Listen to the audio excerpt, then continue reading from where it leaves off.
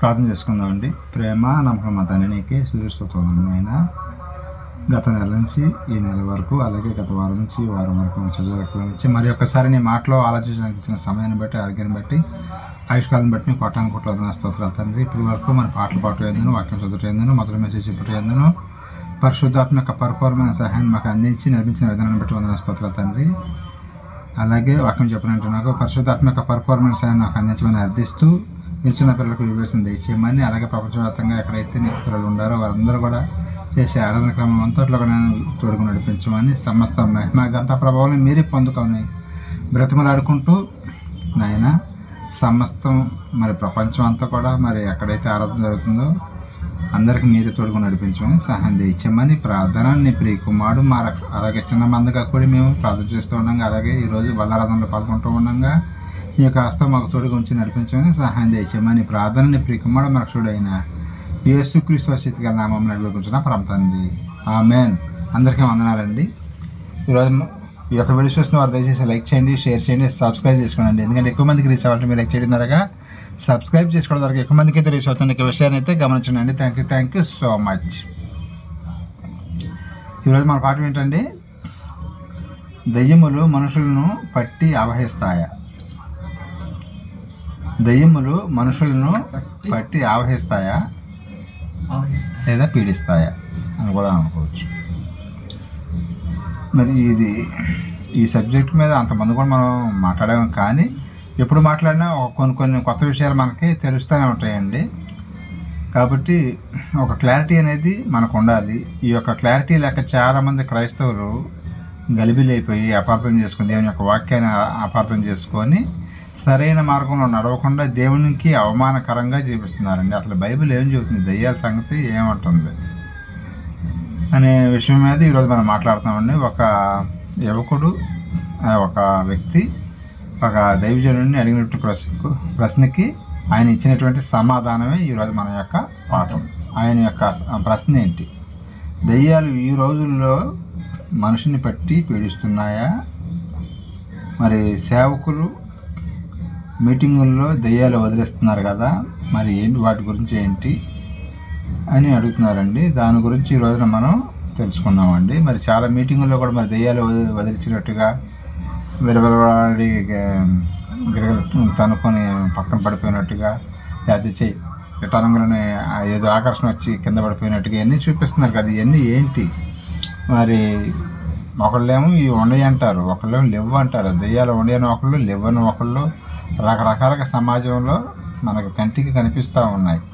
కానీ దాని గురించి ఒక క్లారిటీ అనేది కావాలని ఆయన అడిగిన ప్రశ్నకి ఒక దైవజనుడు ఇచ్చినటువంటి ఈ యొక్క సమాధానం అనేది మనం పూర్తి క్లారిటీగా మనకు కూడా కొన్ని డౌట్లు ఉంటాయండి. మనం కూడా భ్రమింపు చేస్తుంది అది. ఇదేంటి మనం మరి ఒకప్పుడు మనం కూడా భ్రమపడ్డాం కదా, ఉండేది అనుకున్నాం కదా అనుకుంటాం. కానీ అవి ఏంటి, ఇవి ఏంటి అనేది, దానికి దీనికి డిఫరెన్స్ ఏంటి అనేది మనం తెలుసుకోవాలంటే బైబిల్ని అడిగితేనే బైబిలే చెప్పిద్దండి.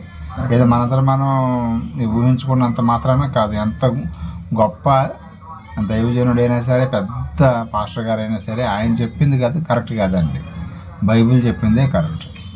చాలామంది బైబిల్ని ఆలోచించకుండా మా అయ్యగారు ఏది చెబితే అదే కరెక్ట్. ఆయనకి తెలియదా ఏంటి, ఎప్పటి నుంచో సేవ చేస్తున్నాడు. ఆయన జుట్టు కూడా తెల్లబడిపోయింది, పండిపోయాడు. ఆయనకి తెలియదా అనుకుంటారు. చాలా విషయాలు, బైబిల్లో విషయాలు పరిశీలించాలండి. ఏదో అమెరికా నుంచి వచ్చిన బోధ కానీ, కొన్ని దేశాల నుంచి వాళ్ళు ఇచ్చిన ఫండ్స్ తీసుకొని కొంతమంది బోధించే వాళ్ళు ఉంటారండి. అలాంటి బోధలో మనకి ఆరోగ్యం కాదండి. వాళ్ళు ఏది చెబితే అది కరెక్ట్ కాదండి. బైబిల్ ఏది చెబితే అదే కరెక్ట్, దేవుడు ఏది చెబితే అదే కరెక్ట్ అని మనం నమ్మాలి. కానీ సేవకులు చెప్పింది కరెక్ట్ కాదు. సేవకులు అంటే అందరూ అని కాదండి, కొంతమంది లేనిపోని విషయాల్లో వాళ్ళకి నచ్చింది చెప్పుకుంటారు. ఎవరి అభిప్రాయం వాళ్ళదండి. ఇప్పుడు 100 మంది పాస్టర్ గారు ఉన్నారు, ఆయన ఒక రకంగా చెబుతాడు, ఈయన ఒక రకంగా చెబుతాడు, ఆయన ఒక రకంగా చెబుతాడు. ఈ 100 మంది మాట ఒకటై ఉండాలి, కానీ ఇక్కడ ఒకటిగా ఉండదండి. ఆయనకు నచ్చింది ఆయన చెబుతాడు, ఈయనకి నచ్చింది ఈయన చెబుతాడు. కానీ బైబిల్ ఏం చెబుతుంది అనేది తెలుసుకోవాలండి. బైబిల్నే మనం ప్రామాణిక గ్రంథంగా తీసుకోవాలి. కానీ మనకి ఇష్టం వచ్చిన ఆయన చెప్పిన అభిప్రాయాన్ని మనం ఏకీభవించినట్టయితే మనం పప్పులో కాలేస్తామండి. కాబట్టి అలా కాకుండా మనం బైబిల్ ఏం చెబుతున్న విషయాన్ని మనం తెలుసుకుందాం. ఇప్పుడు మంత్రాలని, దెయ్యాలని, క్షుద్ర ప్రయోజులని, మరి ఇంకా బాణమాత అని చెల్లంగి అని ఇలాగ రకరకాల పేర్లతో మనం పిలుచుకుంటూ ఉంటాం కదా. ఇవన్నీ కూడా మరి నిజంగా ఉన్నాయా? మరి బైబిల్లో అక్కడక్కడ మనకు కనిపిస్తూ ఉంది కదా, ఏంటి వీటి గురించి? ఈ చాలామంది మూఢనమ్మకాలలో ఉండిపోతున్నారండి. ఇప్పుడు ఇంకా బైబిల్ తెలియని వాళ్ళు వేరే వాళ్ళు మూఢనమ్మకాల్లో ఉండిపోయినా పర్వాలేదు, కానీ బైబిల్ కలిగిన మనం కూడా చాలామంది మూఢనమ్మకాల్లోనే ఉండిపోతూ ఉంటారండి. మరి ప్రతి వారం మందిరానికి వెళ్తారు, కానుకలు ఇస్తారు, అన్నీ చేస్తారు, కానీ మళ్ళీ ఇక్కడికి వచ్చేవరకే కొంతమంది ఈశాన్యం అని పట్టించుకుంటారండి. ఈశాన్యం అని ఎక్కడ ఉందండి? అసలు బైబిల్ ఏమైనా ఉందా? కొన్ని కొలతలు మళ్ళీ అంటారు నోవాహు గారు అన్ని కొలతల ప్రకారంగా వాడగట్టాడు కదా అంటారు. అప్పుడు పాత నిబంధనలో కొలతల ప్రకారం ఇంత ఉండాలని దేవుడు చెప్పాడు, అంతేగాని ఈశాన్యంలో బరువు ఉండకూడదు ఇవన్నీ కూడా దిక్కులు ఏమీ చెప్పలేదు. కానీ దాన్నే పట్టుకొని కొంతమంది అపార్థం చేసుకుంటూ ఉంటారండి. అసలు ఈశాన్యం కానీ ఇంకో విషయం ఏంటి, ఈశాన్యం అనేది మన ఇండియాలోనే మనం ఎక్కువ పాటిస్తారు, కానీ మరి ఇతర కంట్రీస్ అబ్రాడ్లో మరి అమెరికా కానీ జపాన్ కానీ చైనా కానీ వాళ్ళు ఈశాన్యం ఎన్ని పాటిస్తారండి. మరి అయినా కానీ వాళ్ళు ఎందుకు డెవలప్ అవుతున్నారు?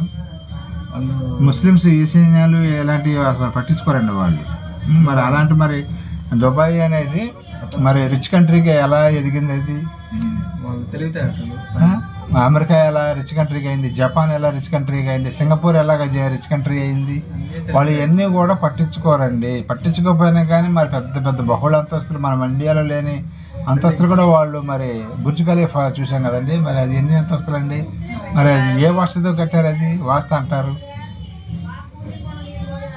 కానీ ఇట్లాగా మన మూఢనమ్మకాలతో ఈ చెల్లంగని బాణమతి అని ఇవన్నీ కూడా ఇంకా నమ్ముతున్నారండి. ఇవన్నీ కూడా మరి బైబిల్ ఏం చెబుతుందో తెలుసు. మరి ఇతర దేశాల్లో అయితే ఇవన్నీ కూడా వాళ్ళు పట్టించుకోవట్లేదండి. వాళ్ళు చదువుకుంటున్నారు, చక్కగా జ్ఞానంతో ముందుకు వెళ్తున్నారు. ఈ మూఢనమ్మకాలు అనేది చదువుకున్న వాళ్ళు కూడా ఇంకో విషయం ఏంటంటే, మన ఇండియాలో ఉన్నవాళ్ళు డిగ్రీలు పీజీలు చేసిన వాళ్ళు కూడా మూఢనమ్మకాలు నమ్ముతూ ఉంటారు. చదువు లేని వాళ్ళు అంటే పల్లెటూళ్ళలో ఉండేవాళ్ళు అంటే, చదువు లేని వాళ్ళు అంటే వాళ్ళ తాతలు మొత్తాతలు చెప్పిన మాటలను బట్టో తల్లిదండ్రులు చెప్పిన మాటలను బట్టి ఏదో అపార్థం చేసుకున్నారంటే ఓకే. కానీ చదువుకున్న వాళ్ళు కూడా ఇంకా ఈశాన్యం అని లేకపోతే పలానా గడిలోనే పెళ్లి చేస్తే మంచిదని, మరి కొంతమందికి మరి అందరికీ కూడా గడిల ప్రకారంగా పెళ్లి చేస్తారు కదండి ముహూర్తాలు చూసి. మరి వాళ్ళు ఎందుకు విడాకులు తీసుకుంటున్నారు? ఆ ముహూర్తం మంచిది కదా. వీళ్ళు మనుషులు భార్యాభర్తలు మనసు కలిసి ఒకరికొకరు అర్థం చేసుకొని ఉంటేనే జీవితాంతం కలిసిమెలిసి ఉంటారు. కానీ మరి ఈ రోజుల్లో విడాకులు ఎక్కువైపోయినాయండి. మనం చూస్తూనే ఉన్నాం సోషల్ మీడియాలో హల్చల్ చేసేవాళ్ళు ఒక్కొక్కరు 2 పెళ్ళిళ్ళు 3 పెళ్ళిళ్ళు 4 పెళ్ళిళ్ళు చేసుకునే వాళ్ళు కూడా ఉన్నారు. మరి ఎందుకు ఫెయిల్ అయిపోతున్నాయి? వాళ్ళు ముహూర్తాలు చూసుకొని చేసుకోవట్లేదా? ముహూర్తాలు మనకన్నా కూడా ఎక్కువ వాళ్ళే పాటిస్తారుగా. మన క్రైస్తవుల కన్నా కూడా వాళ్ళే ముహూర్తాలని ఏదైనా చూసి పెళ్ళిళ్ళు చేసుకుంటారు. అవన్నీ కూడా ఎందుకు ఫెయిల్ అయిపోతున్నాయి? ఏంటి అసలు బైబిల్ ఏం చెబుతుంది? మరి నల్ల పిల్లి ఎదురొస్తే అది దాన్ని చూసి చీచి అంటాం. ఇవన్నీ కూడా మరి ఏదైనా బయటికి వెళ్ళేటప్పుడు ఏమైనా మునమ కోళ్ళు ఎదురొస్తే వెనక్కి వచ్చేసేటం ఇలాంటివి మన క్రైస్తవులు కూడా చేస్తున్నారండి. ఇవన్నీ కూడా మనము పాటించకూడదు. దేవుడు మనకి చెప్పింది వాక్యాన్ని మనం ఫాలో అవ్వాలి, కానీ ఇలాంటివన్నీ కూడా ఫాలో అవ్వాల్సిన అవసరం లేదండి. మరి ఈ రోజుల్లో మనం చూసినట్టు నేను చెప్పాను కదండి, అక్కడ విడాకులు అనేది అన్ని దేశాల్లో ఇతర దేశాల్లో ఉండే, అలాగే మన భారతదేశంలో కూడా విడాకుల శాతం అనేది బాగా పెరిగిపోతుంది. రోజుకి కూడా విడాకులు ఎందుకు తీసుకున్నారు? మరి మంచి ముహూర్తంలోనే పెళ్లి చేశారు వాళ్ళకి. మరి ఎందుకని విడాకులు తీసుకున్నారు? కారణం చెప్పండి. అంటే వ్యక్తుల మధ్య పరపచ్చాలు రావడం వల్ల, వాళ్ళిద్దరికి సెట్ అవ్వడం వల్ల విడాకులు తీసుకుంటారు. కానీ మళ్ళీ ఇంకా మీకు తెలిసిన కొన్ని చెప్పండి. మూఢనమ్మకాలు ఏమి నమ్ముతూ ఉంటారు మన వాళ్ళు?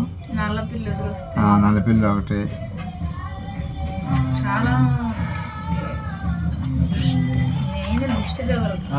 మరి దిష్టి తగిలింది అంటారు కొంతమంది. కొంతమంది అమావాస్య రోజున కూడా అమావాస్య రోజున ఏ పని కూడా మొదలు పెట్టరండి. మళ్ళీ ఏదో పండుగ హైందూ సోదరుల పండుగలు అప్పుడు ఆ రోజునే స్టార్ట్ చేస్తే బిజినెస్ సక్సెస్ అయ్యిందంట. ఆ రోజునే బిజినెస్ మొదలు పెట్టిన వాళ్ళు చాలామంది దేవాలయాలు తీసిన వాళ్ళు ఉన్నారు. మరి వాళ్ళ పరిస్థితి ఏంటి? మళ్ళీ ఎడం చేతితో డబ్బులు ఇస్తే అంటే అది ఏ పనైనా మళ్ళీ ఎడం చేతితో డబ్బులు ఇవ్వకూడదు, కుడి చేతితోనే ఇవ్వాలంట. కళ్ళక అనేది అసలు క్రైస్తవులు అద్దుకోకూడదండి. రూపాయి పెళ్ళే కదా, 30 రూపాయలు కథ అయినా 10 రూపాయలు కథ అయినా కళ్ళక. మళ్ళీ ఊర్లో వెళ్ళేటప్పుడు ఈ రోజే వెళ్ళాలి, మంగళవారం వెళ్ళకూడదు. మరి మంగళవారం వెళ్ళకూడదు అంట. మంగళవారం అయినా, సోమవారం అయినా, ఆదివారం అయినా ఆ రోజుకి ఎవరు యజమాని ఎవరు? మనకి దేవుడే కదా. మరి శనివారం రోజున కొంతమంది డబ్బులు, శుక్రవారం రోజున కొంతమంది ఇయ్యరు. వాళ్ళకి సెంటిమెంట్లు ఇవన్నీ కూడా మూఢనమ్మకాలు. మన క్రైస్తవు వాళ్ళు పాటిస్తే పాటించలేమని, కానీ నేను చెప్పేది ఏంటంటే, బైబిల్ చెప్పేది ఏంటంటే క్రైస్తవులు ఇలాంటివి పాటించకూడదు అని చెప్పడం జరుగుతుంది. మన గురించి వాళ్ళు అంటే వాళ్ళ ఇష్టం అండి, మనం వాళ్ళ గురించి మనం మాట్లాడుకోకూడదు. కాబట్టి మనోళ్ళు చేస్తున్నారని బాధ. ఇప్పుడు వాళ్ళు చేస్తున్నట్టుగా మనోళ్ళు చేస్తున్నారు కాబట్టి మనకి బాధ అనమాట. కాబట్టి అర్థం చేసుకోవాలండి ప్రతి ఒక్కరు కూడా. అలాగే బైబిల్లో మరి మన టాపిక్ ఏంటంటే దెయ్యాల గురించి కదా. చాలామంది ఈ యొక్క వాక్యం చూపిస్తూ ఉంటారండి. మీరెందుకు దెయ్యాలను వెళ్ళగొడుతున్నారు, ఎందుకు భాషలు ఎందుకు మాట్లాడుతున్నారు అని అంటే, బైబిల్లో ఉంది కదా అందుకని మేము చేస్తున్నామంటారు. బైబిల్లో ఇంకా చాలా చాలా చేశాడండి. మరి ఎర్ర సముద్రం 2 పాయలు చేశారు. ఇప్పుడు చేయమనండి, మరి బైబిల్లోనే ఉంది కదా. ఎర్ర సముద్రాన్ని 2 పాయలు చేసిన బైబిల్లో ఉంది, ఇంక వేరే గ్రంథంలో ఉందా? మరి చేయమనండి ఎవరన్నా. ఎర్ర సముద్రాన్ని కాదు, చెరువును పాయలు చేయమనండి, లేకపోతే తొట్లో నీళ్లు 2 పాయలు చేయమనండి. తొట్లు మన ఇళ్ళ దగ్గర తొట్లు ఉంటే చూసారా, ఆ తొట్లో నీళ్ళు పాయలు చేయగలుగుతారా? మరి ఇంకేం చేశాడు యేసుక్రీస్తు? ఏం చేశాడంటే నేల మీద నడిచాడు. వీళ్ళు నడవండి, మరి చనిపోయిన వాళ్ళని లేపారు. మరి అన్ని బైబిల్లో కదా, బైబిల్లో ఉండే కదా అని చెబుతున్నారు కదా. మరి ఎందుకు చేయట్లేదు? చచ్చిపోయిన వాళ్ళని ఎందుకు లేపట్లేదు? నేల మీద ఎందుకు నడవట్లేదు? ఎర్ర సముద్రం 2 పాయలు ఎందుకు చేయట్లేదు? మళ్ళీ ఆహారాన్ని ఆయన ఒక ప్లేట్ని కొన్ని వేల మందికి పెట్టాడు. మీరు చేయండి, ప్రార్థన చేసి వంటలు ఉండకుండా చక్కగా బోళ్ళంత ఖర్చు మీకు మిగిలిపోద్ది. ఒక ప్లేట్ తీసుకొచ్చి ఎక్కడన్నా మంచి హోటల్లో దాన్ని ప్రార్థన చేస్తే అందరికి పెట్టేసేయచ్చుగా, ఖర్చు ఏముంది అసలు? మరి అవి చేయరు. కానీ మళ్ళీ నెత్తి మీద చేయబెట్టి ప్రార్థన చేయమంటే ఇది ఈజీగా ఉంటుంది కదా, అందుబాటులో ఉంటాడుగా. నెత్తి మీద చేయబెడతారు, అవసరమైతే ఆనందం కూడా రాస్తారు. కొద్దిగా ఆనందం రాసి ప్రార్థన కూడా కొబ్బరి నూనె కానీ ఆనందం కానీ రాస్తారనమాట. ఈ మాత్రం చేస్తారు కానీ ఈ మాత్రం కష్టమైనవి మాత్రం చేయరు. అసలు వాళ్ళు చూపించే వచనం మీకు చూపిస్తానండి. ఇప్పుడు చూడండి, మార్కు సువార్త 16వ అధ్యాయం 20వ వచనం ఒకసారి చూడండి. వాళ్ళు ఈ వచనం చూపిస్తారండి, బైబిల్లో ఉంది కదా, అందుకని మేము చేస్తున్నాం అంటారు. అక్కడ ఏముందో ఒకసారి మనం చదువుదామండి. మార్కు సువార్త 16వ అధ్యాయం 20వ వచనం. 16:20.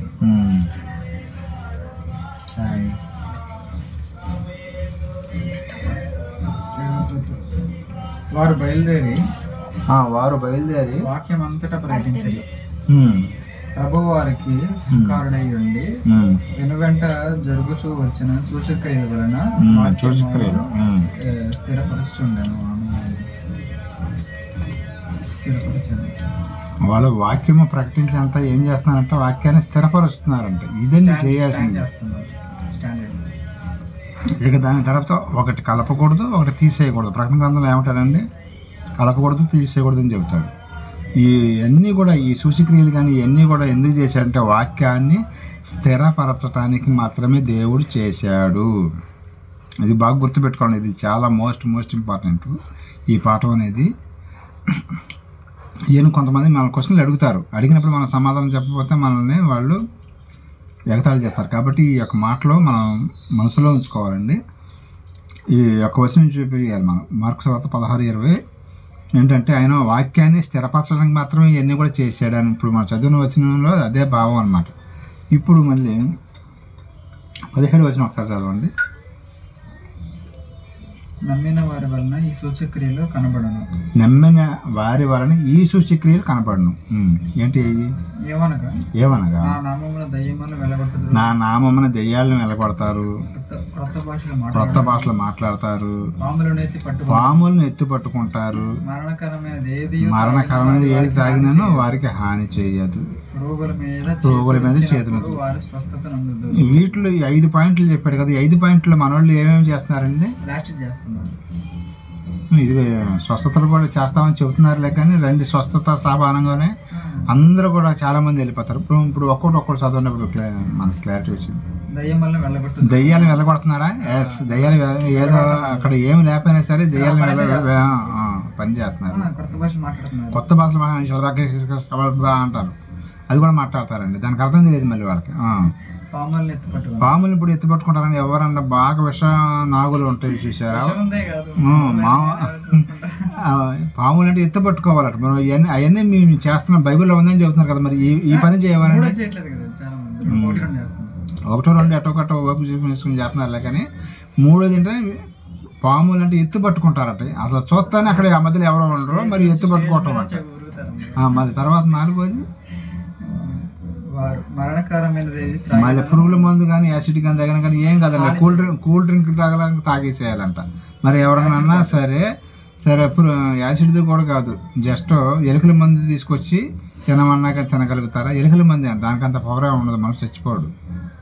మరి ఎలుకల మంది తిన ఎవరైనా సరే ఇప్పుడు మనం గుర్తుపెట్టుకుని ఎవరైనా స్వస్థతలని చెప్పి మనల్ని కొంతమందిని అక్కడ లాక్కెళ్తారు కదా, అక్కడికి వెళ్ళిన తర్వాత బైబిల్ ఉంది కదా, ఒక పాము ఒకటి వాళ్ళ స్టేజ్ మీద ఒక బుట్టలో పెట్టి బాగా విషం ఉన్న పాము, ప్లస్ అలాగే ఎలుకల మంది కానీ అది బాగా పాయిజన్ అటువంటి సైనైడ్ అస్మటి అయితే నోట్లో అట్లా వేసుకోగానే మనకి వెంటనే తెచ్చిపోతాం సైనైడ్ అనేది. అలాంటిది కానీ పెట్టి ఇది మీరు తినండి, ప్రభువే చెప్పాడు, బైబిల్లోనే ఉంది, ఇది మీరు తినండి, విషం తినండి అయ్యగారు అని కొద్దిగా విషం బాటలు ఇచ్చి కొద్దిగా తాకండి, మేము అప్పుడు మీరు స్వస్థతలు చేస్తారని మేము నమ్ముతాము అని అంటే తాగుతారా? లేదా పాము మెడలో చుట్టేసేసి మిమ్మల్ని ఏమి చేయదండి అని చెప్పి మెడలో చుడితే అదే మెడలో చుట్టడం గుండె ఆల్టేజ్ సెచ్ అయిపోతారు కూడా. పాముని మెడలో చుడుతూ పాస్టర్ గారు ఉంటాడండి. మరి బైబిల్లో అదే కదా, ఇప్పుడు మనం బయటిది ఎక్కడితో చెప్పట్లేదు కదా, మనం పాముని తీసుకొచ్చి మెడలో చుట్టం కానీ లేకపోతే ఆ టేబుల్ మీద పెట్టి కానీ ఆ బొట్టలోంచి తీసేసి అట్లా ఎదురుగట్టు పడగి పెట్టి ఉంచున్నప్పుడు ధైర్యంగా ఉంటుంది చాలు. మరి ఇవన్నీ కూడా బైబిల్ లేక అప్పుడు వాళ్ళు చేశారా అంటే చేశారండి. పౌలు గారు ఒకసారి చలమంటగా కాగుతుంటే విషము ఉండ పురుగు కుట్టింది ఆయన్ని. కుడితే అసలు అక్కడ ఉన్న వాళ్ళందరూ కూడా ఏమనుకున్నారు, ఈయన చచ్చిపోతాడు ఇక ఎత్తుళ్ళే అనుకున్నారు. కానీ ఇట్లా ఎదిలిచేసి మళ్ళీ దాంట్లో మంటలు వేసేసాడు ఆయన. అది పౌలు గారకుండా అప్పుడు వాళ్ళు చేశారండి, ఇప్పుడు వాళ్ళు చేస్తారండి. మరి మరణకరమైనది ఏ తాగినా సరే ఏ హాని ఏం చేయలేదంట. మరి విషయం ఎవరన్నా తాగుతారా? మరి వీళ్ళు బీపీ షుగర్లు వస్తానే హాస్పిటల్ చుట్టూ రోజు తిరుగుతుంటారు. మరి విషయం తాగితే ఇంకేడ తట్టుకుంటారండి, అప్పటికప్పుడు చచ్చిపోతారు. మరి ఇవన్నీ బైబిల్లో ఉండేవి కదండి, బైబిల్లో ఉండే కాబట్టి మేము చేస్తామంటున్నారు. మరి ఇది చెయ్యాలిగా, క్వశ్చన్ వేయాలి. ఈసారి ఎవరైనా స్వస్థతలు చేస్తాం రాండి బాబు అని అంటే కనుక ఇది చెయ్యి ఒక్కసారి మేము చూడాలనుకుంటున్నాం. ఒకసారి దీని మీద పెద్ద టాపిక్ నడుస్తుంటే ఒక ఆయన బాగా స్వస్థతలు చేస్తున్నాడని చెప్పేసి పెద్ద బ్యానర్లు పెట్టి ఆయన మీటింగ్ పెడితే కొన్ని వేలల్లో లక్షల్లో వస్తారు. ఆయన పేరు తర్వాత చెబుతాను, పేరు ఎందుకు లేకని మనకి వస్తారు. కానీ ఈ అన్యులు అంటే దేవుని ఎరకని వారు ఉన్నారు కదా, వాళ్ళు సరే అన్యులు ఆయనతో బెట్టి కాశారు. మేము ఒక కోడి తీసుకొచ్చి చంపేసేసి స్టేజ్ మీద పెడతాం, దీన్ని బతికిస్తే చాలు, మీరు మనుషులను కూడా బతికే అవసరం లేదు, జస్ట్ చచ్చిపోయిన కోడిని బతికిస్తే మీరు స్వస్థతలు చేస్తున్నారని, మీరు గొప్పవాళ్ళని మేము నమ్ముతున్నామని హైందవ సోదరులు మన క్రైస్తవులను అవమానించేటట్టుగా చేశారు. ఆ రోజుని తెల్లారు ఆయన మరి ఎంత ప్రార్థన చేసినా కానీ ఆ చచ్చిపోయిన కోడి లెగట్లేదు. శక్తి లేదు కదా వీళ్ళకి, ఎట్లా లేచింది? దేవుడి నామాన్ని వీళ్ళే మిమ్మల్ని బట్టి కదరా నామం దూషింపబడుతుందని చెబుతున్నాడు. అప్పుడు చేశారు వాళ్ళు, యేసుక్రీస్తు వారు చేశారు, అపొస్తలులు చేశారు, పౌలు గారు చేశారు. ఆ రోజు నేను స్టేజ్ మీద తీసుకొచ్చి ఆ కోడిని అక్కడ పడేసి దీన్ని బతికింది అంటే ప్రార్థన చేశాడు, కానీ బ్రతకలేదు. తెల్లారిపోతేనే పేపర్లో పలానా దైవసేవకుడు ప్రార్థన చేసినా కానీ చచ్చిపోయిన కోడి బ్రతకలేదు, ఇతనే బోతల్లో స్వస్థతలు ఎన్ని కూడా మీరు నమ్మవద్దు అని పెద్ద హెడ్డింగ్లతో వేశారు. రియల్గా జరిగింది. ఆయన పేరు తర్వాత చెబుతాను, అందరికి తెలుసు ఇండియాలో. ఆయన పెద్ద సేవకుడు మామూలుగా కాదు, తమిళనాడు పాస్టర్ గారు. ఆయన ఐడియా వచ్చిందా మీకు?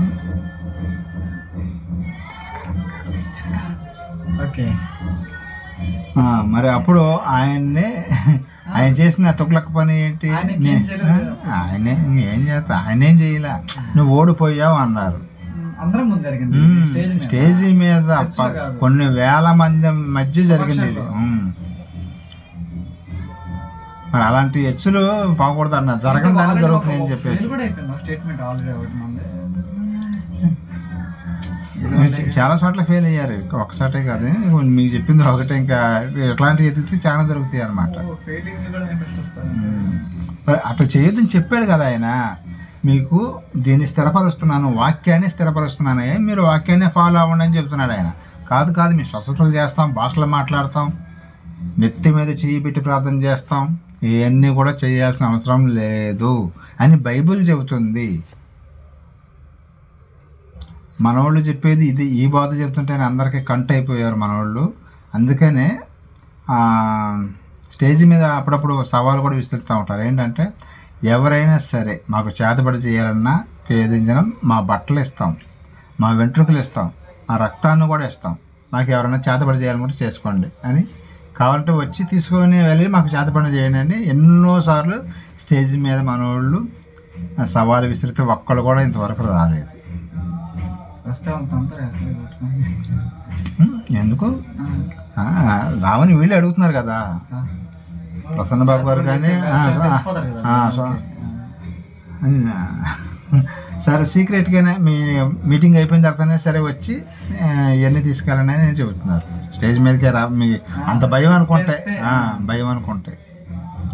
కానీ ఇంతవరకు కూడా మన వాళ్ళు చాలా మంది చాలా మీటింగ్లో సేవలు చేశారు కానీ ఒక్కళ్ళు కూడా రాలేదు ఇంతవరకు. దానికి అక్కడ లేదు.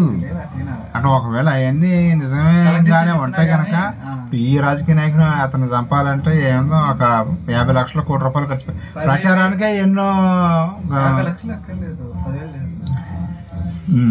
చిన్న అమౌంట్. ఒకవేళ పెట్టగలుగుతారు కానీ నేను అనేది కోట్లనే పెట్టగలిగే స్తోమత ఉండేవాళ్ళు ఎందుకని చేతబడి చేపించలేకపోతున్నారు కానీ దాని వాటికి శక్తి లేదు, అవి పని చేయట్లేదు, లేవు అసలు అయ్యి. మరి బైబిల్లో ఉండేవి అంటే అప్పుడు ఆ రోజుల్లో కొన్ని జిమ్మిక్కులు చేశారు వాళ్ళు, దాన్ని కనికట్టిన ఇల్లు నిజంగానే అనుకుంటున్నారు. వాటికి ఏ శక్తి లేదు. విగ్రహము వట్టిదనియు, విగ్రహము ఈ లోకమందు వట్టిదనియు అని ఉంటుంది.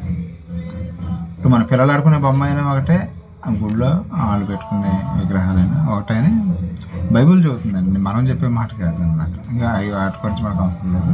కాబట్టి 14-15 చదువుకుంటారండి. 14-15 మార్క్స్ వార్త 16వ అధ్యాయం 14, 15, 16, 19 పిమ్మట 11 మంది శిష్యులు భోజనములకు కూర్చున్నప్పుడు ఆయన వారికి ప్రత్యక్షమే. తాను లేచిన తర్వాత తను చూసిన వారి మాట నమ్మినందున వారు అపనమ్మక నిమిత్తము హృదయ కాఠిన్యము నిమిత్తమును వారిని గద్దించాను.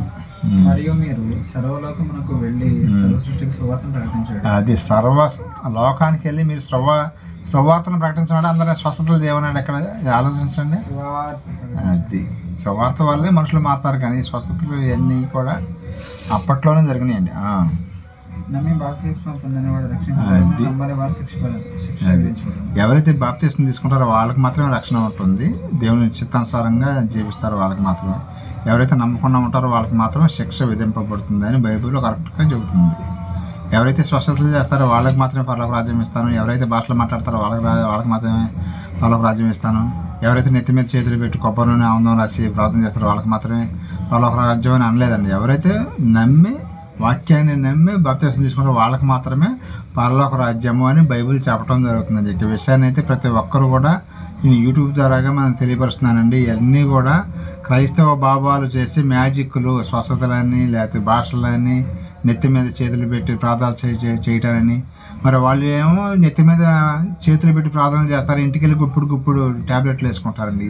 ఇదేమి చిత్రం. మీరు ఆలోచించండి. నేను అన్నానని కాదు, నేను చెప్పేది కదండి, బైబిల్ చెప్పేదే. బైబిల్ని అర్థం చేసుకోవాలండి. మనం బైబిల్ని అర్థం చేసుకుంటే కష్టపడితేనే అర్థమైంది, కానీ అపార్థం చేసుకుంటాం. బైబిల్లో మరి ఎన్నో ఉన్నాయండి. చచ్చిపోయిన వాళ్ళని కూడా యేసుక్రీస్తు బతికించాడు. మరి ఎర్ర సముద్రం 2 పాయలు చేశారు. ఇంకేం చేశారండి? సూర్యుని చంద్రుని కూడా ఆఫ్ చేశారండి. సూర్యుని నువ్వు ఆపుతావా? వచ్చే కారునే ఆపలేము, మనం గుద్దించుకుంటాం. మరి సూర్యుడిని ఆఫ్ చేశారు వాళ్ళు. మరి అవన్నీ మనం చేయగలుగుతామా అంటే బైబిల్లో వాళ్ళు చేశారు, కానీ ఇప్పుడు అవి జరగటం లేదు. ఇప్పుడు ఏం జరుగుతుందంటే దేవుని యొక్క సువార్త నేర్చుకొని వాక్యానుసారంగా జీవిస్తూ ప్రకటిస్తూ ఉంటే చాలు. మనం చనిపోయిన తర్వాత ఇందాక మనం మొదటి మెసేజ్ చెప్పినట్టుగా మన నీతి క్రియలే మన వెంట వచ్చును. మనం చనిపోయినప్పుడు మనకి ఏమొస్తాయి మన వెంట? మన బంగారం వస్తుందా, ఫ్రిడ్జ్ వస్తుందా, కూలర్ వస్తుందా? ఇల్లు. నీతి క్రియలు మాత్రమే వస్తాయి. ఇది మాత్రం మనం గుర్తుపెట్టుకోవాలండి ప్రతి ఒక్కళ్ళు కూడా. ఇది చాలామంది సేవకులు కూడా మరి ఇట్లాంటి జిమ్మిక్కులు చేయటం వల్ల కొన్ని చోట్ల ఇందాక చెప్పాను కదా, పేపర్లో పెద్ద పెద్ద హెడ్డింగ్స్తో ఇప్పుడు ఎవరికైనా ఇప్పుడు దీనివల్ల ఎవరికి బ్యాడ్ నేమ్ వచ్చింది చెప్పండి? దేవునికి ఏ శక్తి లేదనుకుంటారు కదా. ఆయన సర్వశక్తిమంతుడు, ఏదైనా చేయగలుగుతాడు. కానీ ఇప్పుడు అవి చేయట్లేదు ఆయన. దేవుడి పేరు చెప్పుకుని వీళ్ళు అందరూ ఇట్లా చేస్తున్నారని చెప్పేసి దేవుని నామానికి బ్యాడ్ నేమ్ వస్తుంది.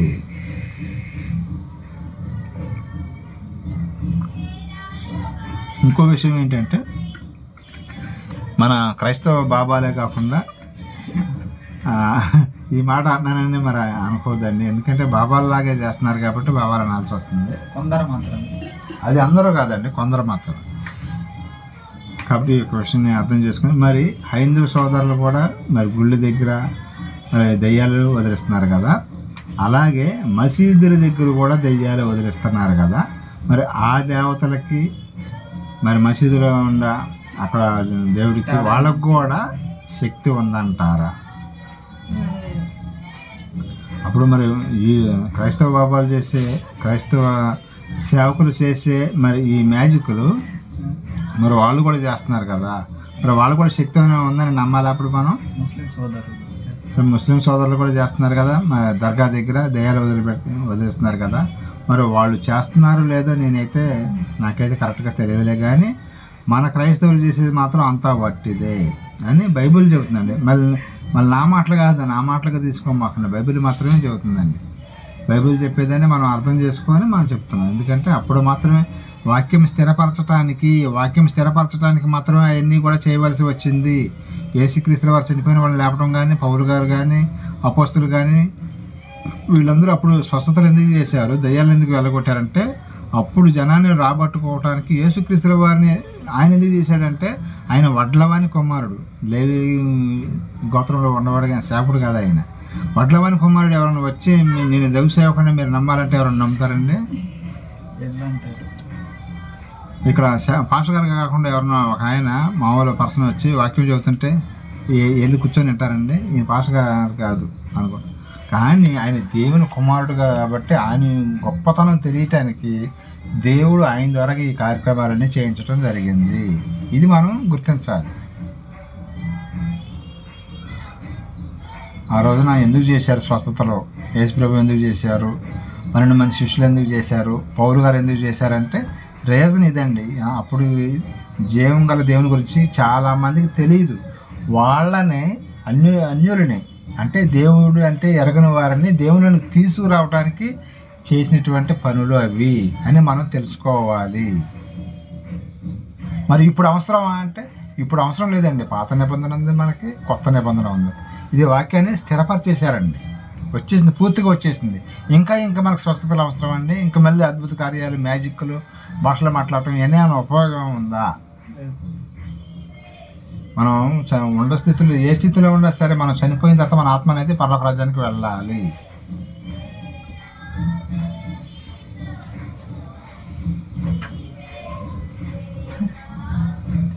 అప్పుడు ఇంకో విషయం ఏంటంటే చాలామంది పాస్టర్ గారు దగ్గరికి వచ్చి నెత్తిమే చేయి పెట్టి ప్రార్థన చేస్తేనే తగ్గిద్దంట. అప్పుడు ఎలా తగ్గాయి తెలుసా రోగాలు? పౌలు గారు ఎక్కడో ఉంటాడు, ఆయన ఇక్కడ రావడం కుదరదు. ఆయన నడికట్టు తీసుకొచ్చి ఆ నడికట్టు వాళ్ళ మీద పెట్టినా సరే బాగుపడ్డారంట. అంటే నడుము కట్టుకుని కూడా తుండు అనుకోండి, ఒక మాటలో చెప్పండి మనకు అర్థం కావాలంటే ఒక తుండు కానీ కచ్చిపు కానీ తీసుకొచ్చి ఆయన వాడేది తీసుకొచ్చి పేషెంట్ మీద పెడితే చచ్చిపోయిన కూడా బతికారు అప్పుడు. మరి ఎవరన్నా ఒక పాస్టర్ గారు ఇక్కడ ఉండి హైదరాబాద్ ఎవరైనా చచ్చిపోతే బతికేమని చెప్పండి. పౌలు గారు బతికిచ్చాడుగా, పౌలు గారు బతికిచ్చాడు. మరి దగ్గరికి వెళ్ళినా కూడా పని అవ్వదు ఇప్పుడు ఈ రోజుల్లో. కోడే మరి బతకలేదు, మనిషి ఎలా బతుకుతాడండి? మరి ఆత్మ ఒక క్షణంలో దిగిపోదు, పాతాళానికి వెళ్ళిపోద్ది. ఆ మాట కూడా చూద్దాం. అపోస్తల కార్యం 19వ అధ్యాయం 12వ వచనం ఒకసారి చూడండి, ఇంకో క్లారిటీ వచ్చింది. అపోస్తల కార్యంలో 19వ అధ్యాయం 12వ వచనం అండి.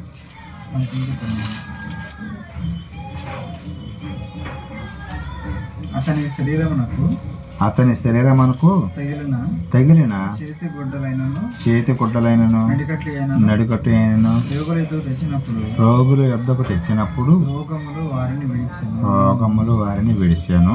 దయ్యములు కూడా దయ్యాలు కూడా వెళ్ళిపోతున్నాయి అంట. ఏది జస్ట్ ఆయన మనిషి లేకపోయినా ఇప్పుడు ఏం లేకపోయినా జస్ట్ క్లాత్ కచ్చీఫ్ కానీ లేకపోతే తుండు గుడ్డ కానీ ఏదన్నా ఆయన వాడుకున్న క్లాత్ తీసుకెళ్ళి ఆ క్లాత్ ఆయన మీద పెట్టుకుని ఏదైనా రాకుండా మీద పెడితే లేకపోతే దయ్యం పట్టిన వ్యక్తి మీద పెట్టినా కూడా వెళ్ళిపోయాయి అంట. మరి ఇప్పుడు అలాంటివి ఎవరైనా చేయగలుగుతున్నారండి? మీరు ఎక్కడ చూస్తున్నారు కళ్ళారా? నేనైతే ఇంతవరకు ఎక్కడ చూడలేదు. ఎలాంటి అద్భుత కార్యాలు చూడలేదు. చచ్చిపోయిన వాళ్ళు బతికిట్టింది అని నేనైతే చూడలే. ఎందుకంటే అప్పుడు ఆ రోజున జరిగినాయండి. మరి బైబిల్ ఇది కూడా బైబిల్లోనే ఉంది కాబట్టి ఎస్ బైబిల్లోనే ఉంది, చేశారు. ఇంకో విషయం ఏంటంటే దెయ్యాలు ఇవ్వంటారేంటండి అని కొంతమంది అన్నారు. ఎవరన్నారండి దెయ్యాలు ఇవ్వని? ఇప్పుడు కూడా ఉండేయండి అవి. ఇప్పుడు ఎలా ఉన్నాయంటే ఒక మనిషి సాటి మనిషిని లేదా భార్య అని ఒక అతను ఏం చేశాడండి, ముక్కలు కోసి ఫ్రిడ్జ్లో పెడుతున్నాడండి. ఇప్పుడు కట్టుకున్న భార్య కదా, ముక్కలు కోసి ఫ్రిడ్జ్లో పెట్టవేంటి? అది కోపం వచ్చి కోపం మీద వీటికి పట్టింది దెయ్యం. అలా పట్టింది దెయ్యం. ఇప్పుడు మనం ఏమనుకుంటాం, జుట్టు ఎరపోసుకొని తెల్లచీర కట్టుకొని విలవిల్లాడిచ్చి అనుకుంటాం మనం దెయ్యం. కానీ ఇప్పుడు దెయ్యాలు ఎలా పడుతున్నాయి అంటే మన మనిషి యొక్క మైండ్లోకి వచ్చేసి వాడిని రకరకాలుగా పాపం చెప్పేస్తుంది అన్నమాట. ఒకడు మందుకు బానిస చేస్తుంది, ఒకడు వ్యభిచారానికి బానిస చేస్తుంది, ఇంకొకడు డబ్బు పిచ్చి పట్టిద్ది. వాడికి డబ్బు బాగా సంపాదించాలని కోట్లు లగ్జరీ లైఫ్ కావాలని అనుకునేవాళ్ళు కొంతమంది. ఎట్లాగే దేవుని దగ్గరికి రాకుండా ఇప్పుడు దేవునికి వచ్చి కొంతమంది డబ్బులు సంపాదించినా అది తప్పేం కాదు. కానీ దేవుని విడిచిపెట్టేసి డబ్బే ప్రామాణికంగా జీవిస్తూ ఉంటారు చూసావా కొంతమంది. వాళ్ళు మరి భార్యని చంపటం ఏంటండి? మరి ముక్కలు కోసం అంటే చికెన్ ముక్కల్లాగా ఫ్రిడ్జ్లో పెట్టమంట ఎవరు కనబడకుండా. వీడికి పట్టింది దెయ్యం. మరి సాటి మనిషిని నరుక్కోవటం, చిన్న వాటికి కూడా చిన్న ఏదైనా ఒక బూతు మాట మాట్లాడడం లేకపోతే ఏదో కోపం వచ్చా కొట్టాడు అనుకో, అతన్ని కత్తి తీసుకొని నరకటమో లేకపోతే తుపాకీతో కాల్చి గన్నుతో కాలవటమో ఇలాంటివి కూడా చేస్తున్నారు. ఇలాంటి పనులు చేస్తున్నారంటే వాడికి పట్టింది దెయ్యం. ఇప్పుడు ఎలా పడుతుందండి దెయ్యం? దురాత్మ సమూహాలు ఇప్పుడు కూడా ఉన్నాయి. మనకి కంటికి కనిపించకుండా మనలో ఒకళ్ళొకళ్ళు కుటుంబాలను పాడు చేసేస్తున్నాయండి. తండ్రి అంటే కొడుకు ఇష్టం ఉండదు, కొడుకు తండ్రి అంటే ఇష్టం ఉండదు. తల్లిదండ్రులకి గొడవలు తన్నుకొని గుద్దుకొని రోడ్ల మీదకి వచ్చేవాళ్ళు కూడా ఉంటారు. కొంతమంది మూడు పిల్లలు తనుకొని రోడ్ల మీదకి వచ్చేవాళ్ళు ఉన్నారు. తండ్రి కొడుకు తనుకునే వాళ్ళు ఉన్నారు. కొడుకే తండ్రిని ఎగిరిగిరి రొమ్మల మీద దన్నేవాళ్ళు కూడా ఉన్నారండి. మనం కళ్ళ ముందు చూస్తున్నాం. వీళ్ళకి పట్టింది దెయ్యం. ఇదండి దెయ్యం ఎలా పడుతుంది అనమాట. ఏదో జుట్టు ఎరపోసుకొని భయంకరంగా ఇప్పుడు అంతమంది సినిమాల్లో ఇట్లా చూపించేవాళ్ళు అండి. కానీ ఇప్పుడు దెయ్యమే సిలువ పట్టుకొని వస్తుంది. అంతకుముందు మామూలుగా సిలువ పట్టుకొని ఇట్లా చూపిస్తే దెయ్యం వెళ్ళిపోయినట్టుగా చూపించేవాళ్ళు. ఇప్పుడు దెయ్యాలే సిలువ పట్టుకొని వస్తున్నాయి మనుషుల దగ్గరికి. ఇంకా వాటికి ఏమేముందండి కొన్ని సినిమాల్లో, రియల్గా కాదు, కొన్ని సినిమాల్లో దెయ్యాలే రివర్స్ గేర్ వేసి సిలువ పట్టుకుని వచ్చి మనిషిని విలువలాడేస్తారు. ఒకప్పుడు వీళ్ళు సేవకులు అనేవాళ్ళు వీళ్ళు సిలువ పట్టుకొని వాటిని సిలువ చూపింగ్లో బైబిల్ చూపింగ్లో ఉరుక్కుంటూ వెళ్ళిపోయాయి. కానీ ఇప్పుడు అట్లా రివర్స్ కాదు, దెయ్యాలే ఇప్పుడు సిలువ చూపిస్తున్నాయి అంట. కొన్ని సినిమాలు, హాలీవుడ్ సినిమాల్లో అవి కూడా అప్డేట్ అయిపోయినాయి. దెయ్యాలు అప్డేట్ అయిపోయినాయి కానీ మనుషులు మాత్రం అక్కడే ఉండిపోయారండి. ఇంకా అక్కడే 2000 సంవత్సరాల క్రితం జరిగినటువంటి ఆ సంఘటనలను గుర్తు తెచ్చుకొని మేము చేస్తాం, నెత్తి మీద కొబ్బరిని రాసాం, ఆందోళన రాయంగానే మీకు స్వస్థత వచ్చింది అంటారు. లేకపోతే దెయ్యాలను బట్టిన వాళ్ళని తీసుకొస్తే మేము వదిలేస్తామంటారు. లేకపోతే భాషలో మాట్లాడుతూ ఉంటారు. పిల్లలు పుట్టిన వాళ్ళకి పిల్లలు పుట్టిస్తాం. నువ్వు పిల్లలు పుట్టకపోతే ప్రార్థన చేసుకుంటే దేవుడు దయ్యం అంటే పడతావు. లేదా డాక్టర్ గారి దగ్గరికి వెళ్ళి అసలు లోపం ఏంటో కనుక్కొని దాని ప్రకారం మందులాడు. ఈ ప్రకృతిలోంచి కదా ఈ మందులు ఇవన్నీ కూడా దేవుడు మనకిచ్చింది. ఇది కామన్ సెన్స్ అనేది ఉండాలండి. బైబిల్ మరి అప్పుడు ఎందుకు జరిగినాయి, ఇప్పుడు ఎందుకు జరగట్లేదు అనే విషయం మనకు తెలియాలా వద్దా? మరి పౌలు గారికి పాము గరిచినా కూడా ఏం కాలేదంట. ఇప్పుడు ఎవరైనా పాస్టర్ గారికి పాము గరిపిస్తే ఏం కాలేదు అని తిరుగుతాడండి. మార్కు సువార్త 16:20 ఒకసారి చదవండి.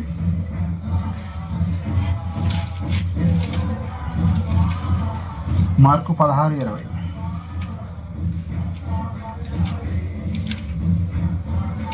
అంతటా న్యాయాధిపతుల యొద్దకు మార్క్స్ వార్త 16:20 అండి.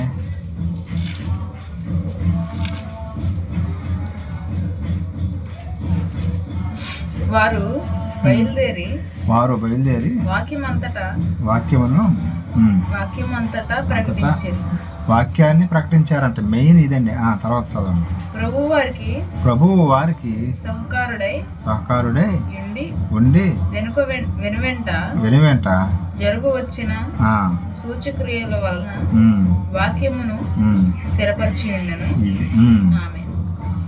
ఇదండి మెయిన్ దేవుడి యొక్క ఉద్దేశం ఏంటంటే, అప్పుడు అవన్నీ కూడా ఎందుకు చేసి సూచక్రియలు కానీ మహత్కార్యాలు ఎందుకు చేసి అంటే వాక్యాన్ని స్థిరపరచడానికి మాత్రమే ఇవన్నీ కూడా చేయటం జరిగింది. ఇవన్నీ చేయకపోతే అప్పుడు నమ్మేటట్టు కనపట్లేదు వాళ్ళు, అందుకనే చేయాల్సి వచ్చింది. లేకపోతే అప్పుడు మరి ఇంకో మాట కూడా అన్నాడండి, ఆత్మే జీవింపజేయుచున్నది, శరీరము కేవలం నిష్ప్రయోజనం అన్నాయని మరి శరీర స్వస్థతలు ఎందుకు చేశాడు చెప్పండి? అట్రాక్షన్. అది వాళ్ళని మార్చుకోవటానికి ఆయన. ఇప్పుడు పిల్లలు ఉంటారు, స్కూల్కి వెళ్ళిపోతే మనం ఏం చేస్తామండి, మనం ఎన్నోసార్లు చెప్పుకున్నాం, మళ్ళీ చెప్పుకోవచ్చు సందర్భాన్ని బట్టి. ఎందుకని మేము ఇంటికి వచ్చే వరకే నీకు పరమాణం వండి పెడతాము, లేదా కేక్ తీసుకొచ్చి పెడతాము, కూల్ కేక్ తీసుకొచ్చి పెడతాము అంటే ఏమన్నా సరదాగా వెళ్తాడు. అదే 10th క్లాస్కి వచ్చిన తర్వాత నీకు బిస్కెట్లు ఇస్తాము, బిల్లలు ఇస్తాము, కేకులు తీసుకొచ్చి ఇస్తామంటే పుప్పులు ఉడుకుతాయండి, ఏడుతా నేను వెళ్ళను అంటే అప్పటికి అలవాటు అయిపోతాడు అంట. అందుకనే మనమేం బలవంతం చేయాల్సిన అవసరం లేదు. ఇక 5వ తరగతి నుంచి 6వ తరగతి నుంచి ఇక మనం బతిలాడే పని లేదు, ఆటోమేటిక్గా వెళ్ళిపోతూనే ఉంటారు. అందుకని దేవుడు కూడా మొదట వాళ్ళని దేవుని తీసుకొచ్చేటప్పుడు ఈయన కూడా చేశాడు. చేస్తేనే పని అయింది. ఏం పని అయింది? వాక్యాన్ని స్థిరపరచడం అయింది. వాక్యాన్ని స్థిరపరచాలి. వాక్యాన్ని మన మెయిన్ పాయింట్ ఇదే, వాక్యాన్ని స్థిరపరచడానికి మాత్రమే స్వస్థతలు. దేవుడిని నమ్మాలి. ఈయన గొప్పవాడు, శక్తిమంతుడు, ఈయన ఏదైనా చేయగలుగుతాడు. చచ్చిపోయిన బతికించాడంటే ఇక ఏంటి? చచ్చిపోయిన వాళ్ళు ఎవరైనా బతికించగలుగుతారండి? మరి యేసుక్రీస్తు వారు బతికించాడు. అందుకని ఆయన నమ్మటం జరిగింది ఆ రోజున.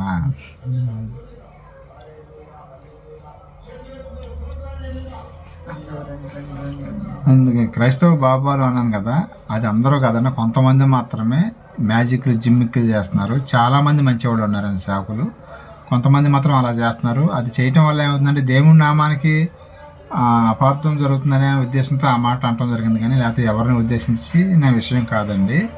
కొంతమంది దొంగ సేవకులు ఉన్నారని మనం చెప్పవచ్చు. వాళ్ళ గురించి అన్న మాటలే, కానీ అందరూ కూడా అప్లై చేసుకోవాల్సిన అవసరం లేదండి. ఎక్కువ విషయాన్ని అయితే గమనించాలన్నమాట. ఇంకా మనం చూడగలిగితే హెబ్రీ పత్రిక 2:2 ఒకసారి చూడండి. హెబ్రీ 2:2 వాక్యం అనేది స్థిరపరచబడిందా లేదనేది ఇక్కడ మనం తెలుసుకోవచ్చు అండి. హెబ్రీ పత్రిక 2:2 అండి.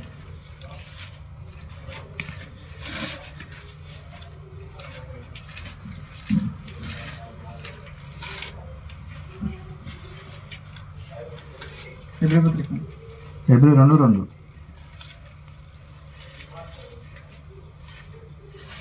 ఎందుకనగా దేవదూతల ద్వారా పలుకుబడిన వాక్యము స్థిరపరచబడినందున స్థిరపరచబడినందున ఇది నోట్ చేసుకోండి.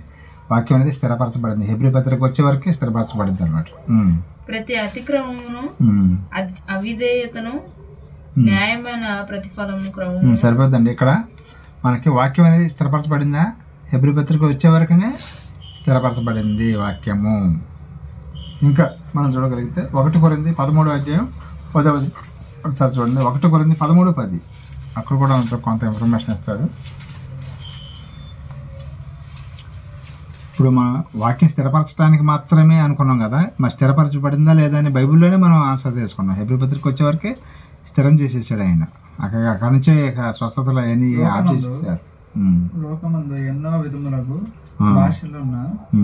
భాషలున్నాను, వాటిలో ఒకటేనూ స్పష్టము కానిదై ఉండు.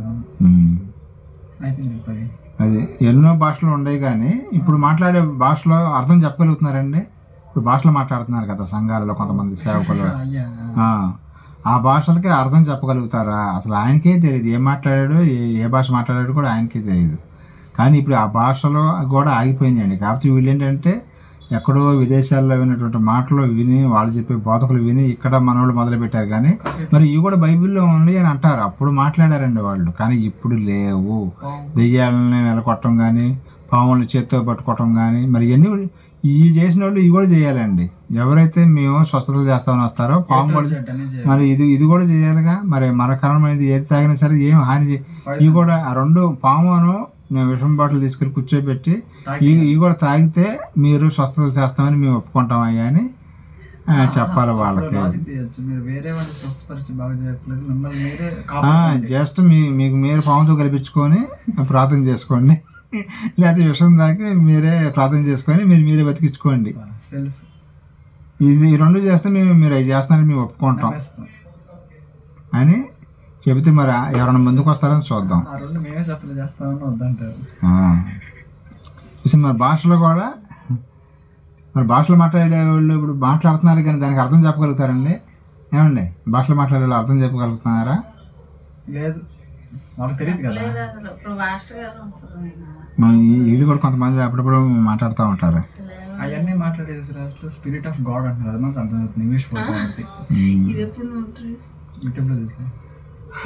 ఇంకా మనం చూడగలిగితే 1 కొరింథీ 1 తిమోతి 4:9 అండి. తిమోతి గారికి రాసిన మాత్రం పత్రిక 4:9 కూడా అక్కడ కూడా కొంచెం క్లారిటీ ఉంటుంది. అక్కడ కూడా ఈ వాక్యము నమ్మదగినదియు పూర్ణ అంగీకారము యోగ్యమైనదనియు మనుషులందరికీ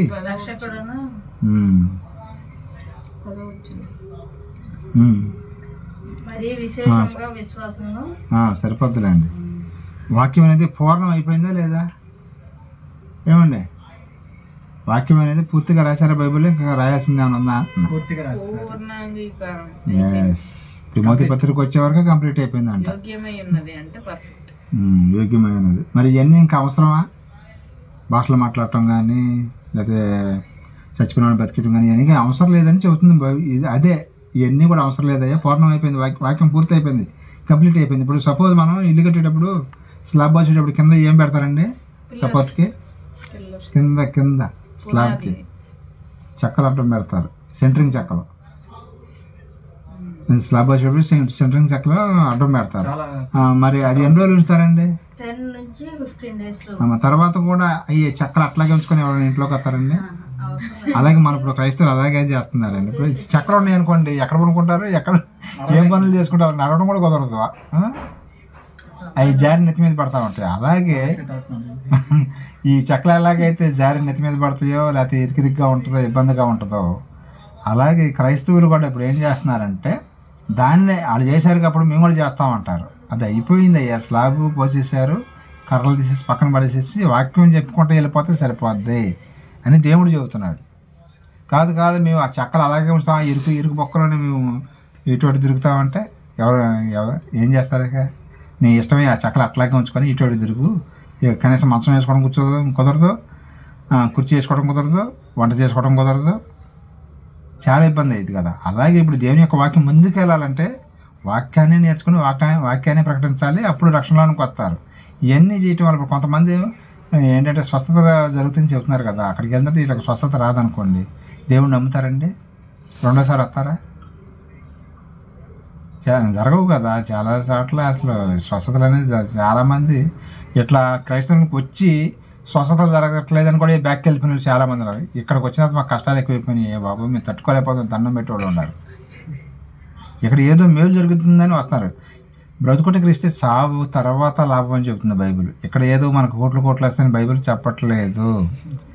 బ్రతుకుట క్రీస్తే సావు తర్వాత లాభం అన్నాడు పౌలు గారు. అలాగే మనందరూ కూడా అదే అప్లై అయ్యిద్ది.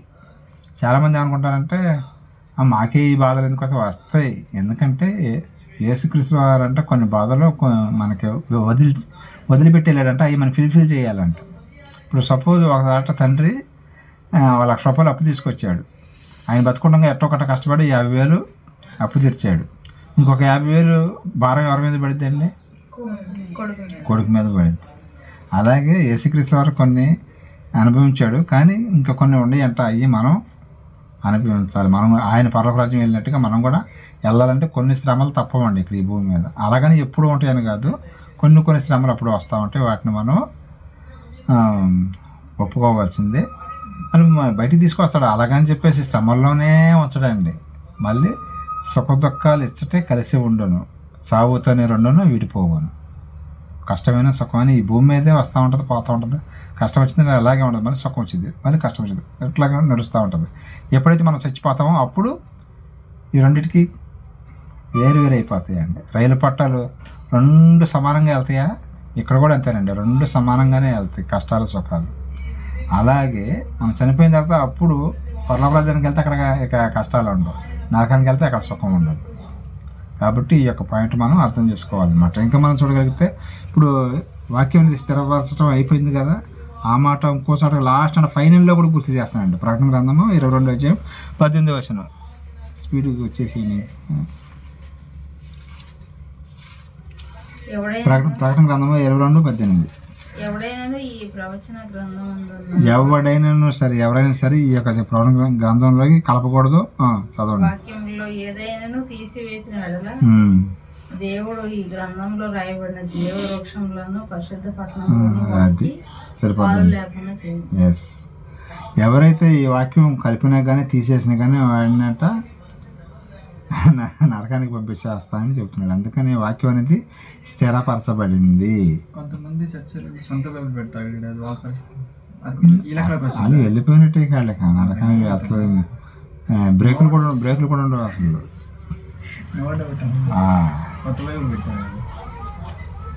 చూసారా, వాక్యం అనేది స్థిరపరచబడింది, ప్లస్ దాన్ని కలపడానికి కానీ తీసేయడానికి కానీ లేదని ఫైనల్గా ప్రకటన గ్రంథంలో రాపించేసండి. వాక్యం స్థిరపరచబడిపోయింది. ఇంకా ఇవన్నీ కూడా మీరు ఈ స్వస్థతలు కానీ, నూనె రాయటాలు కానీ, ప్రార్థన ఎలాంటి చచ్చిపోయిన బతికియటాలు కానీ, కోడిని బతికియటం కానీ ఇలాంటివి మీరు చేయాల్సిన అవసరం లేదు.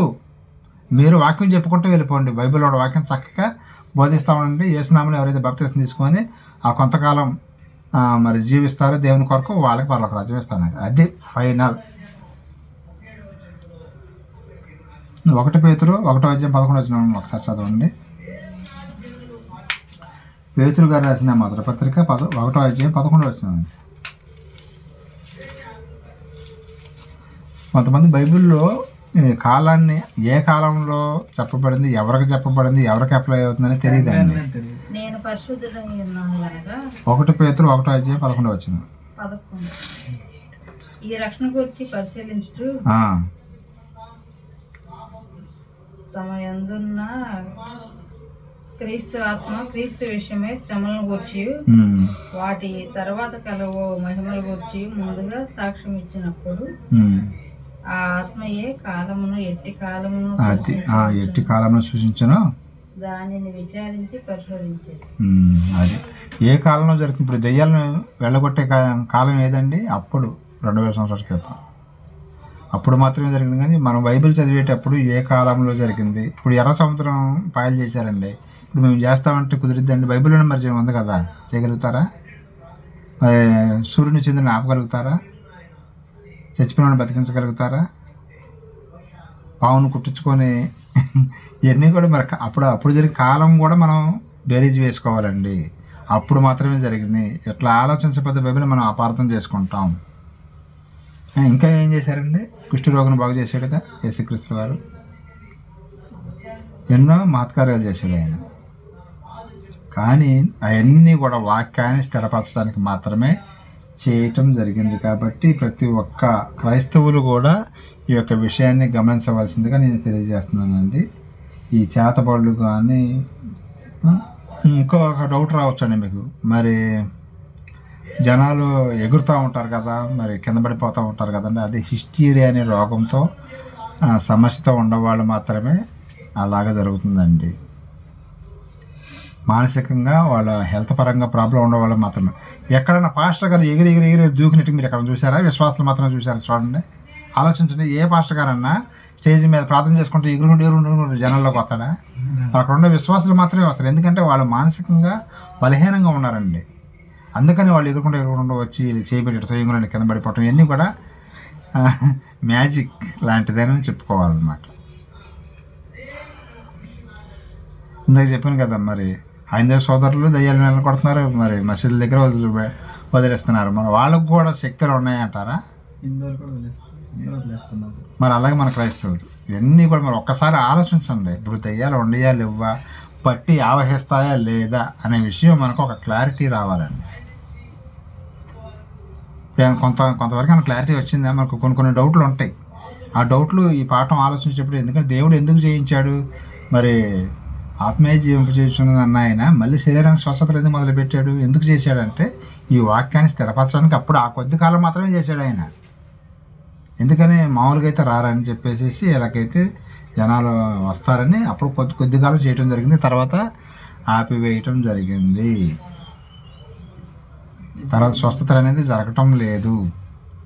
మరి ఇంకొక డౌట్ రావచ్చు, మరి మేము ప్రార్థన చేసుకుంటే గ్యాస్ నొప్పి వచ్చిన, జ్వరం వచ్చిన తగ్గింది కంటే నీకు మన పరలోకమందు తండ్రి మనం ఓన్గా ప్రార్థన చేసుకుంటే మనకు ఆయనకి నచ్చితే కనుక స్వస్థత రావచ్చు, రాకపోవచ్చు. గ్యారంటీ కూడా ఇవ్వట్లేదు అక్కడ కూడా. నేను గ్యారంటీ ఇచ్చి బైబిలే చెప్పట్లేదు. మా పౌరు గారు ప్రార్థన చేసినప్పుడే కొన్ని స్వస్థతలు తర్వాత కాలంలో జరగలేదండి. మరి ఆయనకన్నా గొప్పవాళ్ళేం కాదుగా. దేవుడిని అడిగితే నా కృప నీకు చాలును అన్నాడు అంతే. నా శరీరంలో ఉన్న ముళ్ళు తీసేయవా అని బతిలాడాడు ఆయన పౌలు గారు. పౌలు గారు బతిలాడుకోవటం ఏంటండి, ఆయనే చచ్చిపోయిన వాళ్ళు బతికించాడు కదా.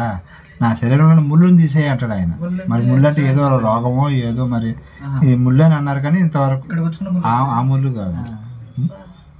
శరీరంలో ముళ్ళు అయితే ఆయనే తీసుకుంటాడు ఇక. మనకి అది అక్కడ ఏంటనేది బైబిల్లో రాయించలేదు. రాయించిన దాన్ని మనం పలానా అని మనం అనకూడదు. కాబట్టి నా ముళ్ళు తీసేంటే ఆయన ఏమన్నాడు, సరే తీసేస్తాను అనలే దేవుడు. నా కృప నీకు చాలు, నోరు మోసుకొని నువ్వు భరించాల్సిందే అన్నాడు ఆయన. అప్పుడు మోషే గారు కూడా అంతే, ప్రభు నేను ఒక్కసారి కానాను దేశంలోకి వెళ్తా, మూసేయి, నోరు మూసేసేయి, నేను చెప్పింది నువ్వు చేసింది ఏంటి. మరి అంత పెద్ద గొప్ప సేవకులకి వాళ్ళకి మరి లేదంటే మన బుట్టపొట్ట వాళ్ళకి ఏముంటుందండి అంటే వదిలిపెట్టడండి. అలాగని చెప్పేసి మనం అనాథలుగా వదిలిపెట్టడు ఆయన. ప్రతి ఒక్కరికి మనకు కావాల్సింది అన్నీ చేసుకుంటూ వస్తాడు ఆయన. మన యొక్క జీవితాలు మనం అబ్జర్వ్ చేస్తే మనకు అన్నీ తెలుస్తూనే ఉంటాయండి. మనం ఏదో కష్టాల్లోకి వెళ్ళిపోతాం అనుకుంటే చేయబడుకుని తీసుకొచ్చి కూర్చోబెడతాడు మళ్ళీ ఆయన. అంటే ఎన్నోసార్లు మన కుటుంబంలో కూడా నాకైతే బాగా అనుభవాలు చాలా ఉన్నాయండి. కాబట్టి దెయ్యాలు, చేతపాళ్ళు, బూటకాలు ఇవన్నీ కూడా వాటికి ఏ శక్తి లేదు. అప్పుడు నువ్వు కనుక ఇక్కడ శక్తి ఉందని ఒప్పుకుంటే మరి హైందవ సోదరులకి, ముస్లిం సోదరులకి వాళ్ళు కూడా ఉందని ఒప్పుకోవాలి మరి. కాబట్టి ఇక ఇప్పటి నుంచి మనం వాటి గురించి మనం వరి అవ్వాల్సిన అవసరం లేదు. ఎవరైతే వాక్యాన్ని అంగీకరించి బాప్తిసం తీసుకొని దేవుని చిత్తానుసారంగా జీవిస్తారో వాళ్ళకి మాత్రమే పరలోక రాజ్యం అనేది లభిస్తుందని ఈ యొక్క విషయాన్ని గమనించవలసిందిగా ఈ పాఠాన్ని మనం ఆలోచించాం. కాబట్టి మనందరం కూడా మనకున్న డౌట్లు కొన్ని పోయినాయని అనుకుంటున్నాను. అలా అవకాశం ఉంటే ఫ్యూచర్లో మళ్ళీ ఇలాంటి పాఠాలు మనం ఆలోచిద్దాం. ఈ కొద్ది మాటలు దేవుడు దీవించిన గాక. చిన్న ప్రార్థన చేసుకొని ముగించుకొని బలరథంలోకి వెళ్దాం.